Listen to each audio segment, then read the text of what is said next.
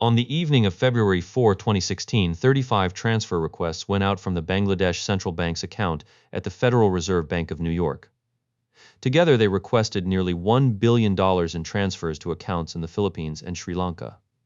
5 of the requests were processed before the scheme was noticed, not by the Fed, not by SWIFT, but by a routing bank in Germany that spotted a typo in a beneficiary name. By the time Bangladesh's central bank confirmed the breach, $81 million was gone. The money had already moved through Filipino casino accounts and largely disappeared. The attackers, a North Korean hacking group with one of the most sophisticated cyber attack capabilities on Earth. SWIFT, the Society for Worldwide Interbank Financial Telecommunication, is the messaging network that underpins international bank transfers. When a central bank sends a payment instruction through SWIFT, the receiving bank treats it as authoritative. The Bangladesh Central Bank had access to the New York Fed's accounts via SWIFT terminals inside their Dhaka headquarters. The attackers had been inside Bangladesh Bank's systems for months before February 2016's. They studied how the bank used SWIFT, mapped the exact format of legitimate transfer requests, and learned the timing. Bangladesh's weekend falls on Thursday and Friday. If transfer requests went out Thursday evening New York time, Friday morning in Bangladesh, the bank's staff wouldn't be at their desks for 2 days.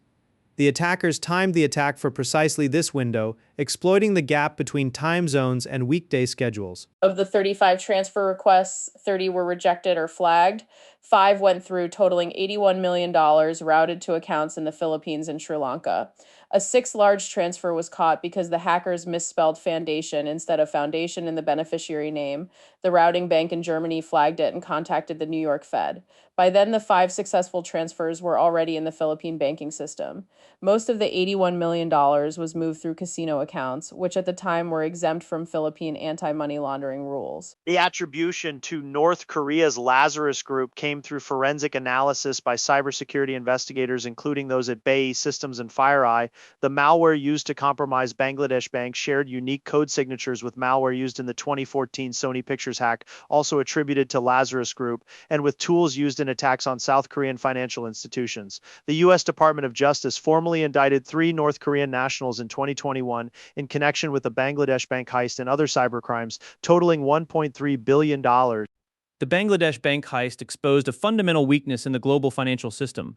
SWIFT itself had no built-in fraud detection for anomalous transfer patterns.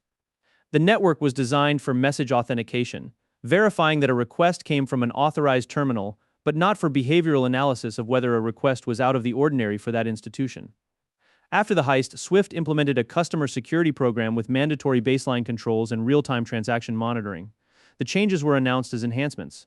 They were basic security controls that should have existed from the beginning. Approximately $38 million of the stolen funds was eventually recovered. $43 million was never retrieved. The Philippine Senate held hearings. A casino operator was fined $9 million, a fraction of what passed through his establishment. No criminal convictions were obtained in the Philippines in connection with the laundering. The 3 North Korean operatives named in the U.S. indictment remain in North Korea and are beyond the reach of U.S. law enforcement. What the Bangladesh bank case made clear is that state-sponsored cyber actors had developed the capability to compromise the operational infrastructure of central banks and weaponize it against the financial system itself. The theft was not a vulnerability in SWIFT's core cryptography, it was a vulnerability in human processes, time zones, and institutional trust. The Lazarus Group conducted similar attacks against banks in Vietnam, Ecuador, Taiwan, and India using the same SWIFT access method. The Bangladesh heist was not a one-off event, it was a proof of concept. Subscribe. Next video, the shadow banking system that moved money without any central bank knowing.